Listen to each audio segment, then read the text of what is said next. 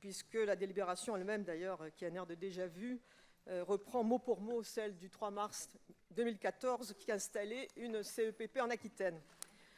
Alors, il y aura toutefois une nuance de taille, c'est que la présidence confiée à l'époque à un élu de l'opposition le sera désormais à un de vos alliés de la majorité.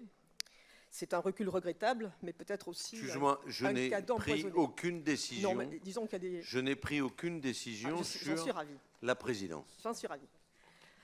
En tout cas, l'avantage de ne pas partir de zéro, c'est qu'il est encore temps de tirer les enseignements de presque 3 ans d'exercice afin d'éviter que cette nouvelle commission ne subisse le sort de la précédente, enlisée dans des préoccupations organisationnelles, confrontée au scepticisme général, balayée par le contexte préélectoral et préfusionnel.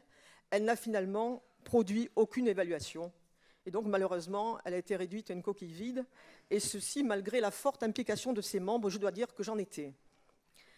Pour éviter cela, il faut peut-être fixer quelques caps et repérer quelques écueils. Il faut évaluer l'évaluation, en quelque sorte. Les écueils sont d'abord matériels. L'accès aux données s'avère difficile. On manque d'informations complètes sur les bénéficiaires.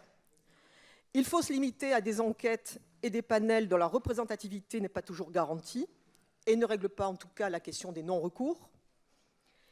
Il faut aussi regretter la faible mobilisation des élus et des services sur une thématique qui peine à apparaître suffisamment concrète et qui produit ses effets sur un temps trop long pour fournir une véritable aide à la prise de décision. Les écueils sont aussi conceptuels. Trop souvent, on confond évaluation des politiques et bilan des dispositifs. En conséquence, on se focalise sur les résultats techniques et les performances, sans véritable souci de transversalité. Trop souvent aussi, l'évaluation s'effectue à la demande des services qui veulent avoir une meilleure visibilité sur leur action, ce qui est particulièrement louable par ailleurs, alors que ce sont les politiques qui devraient être en demande en fonction de l'objectif recherché. L'évaluation n'est pas neutre. Vous comprendrez donc que, fort de cette expérience, nous exprimions quelques doutes aujourd'hui, car s'il s'agit de poursuivre cette commission sans s'interroger sur la méthode, nous n'en serons pas.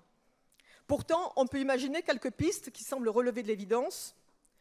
D'abord, pour que l'on puisse évaluer les politiques, il faut qu'elles soient évaluables, bien sûr. C'est-à-dire que chaque politique doit comporter des indicateurs aussi objectifs que possible. Chaque délibération devrait comporter en amont sa propre grille d'évaluation.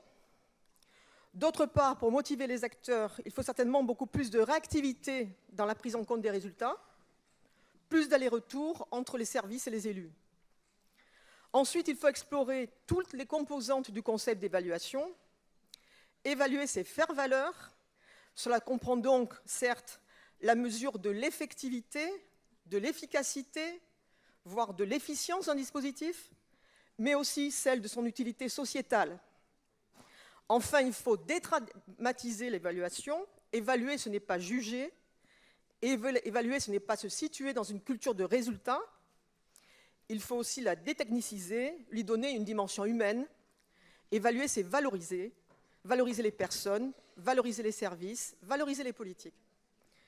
Il faut surtout, bien sûr, une volonté politique vraie. Ce n'est bien sûr que sous ces réserves, Monsieur le Président, que notre groupe approuvera la création de la CEPP Nouvelle-Aquitaine et participera à nouveau à son fonctionnement. Je vous remercie. Cette discussion, chers collègues, est intéressante.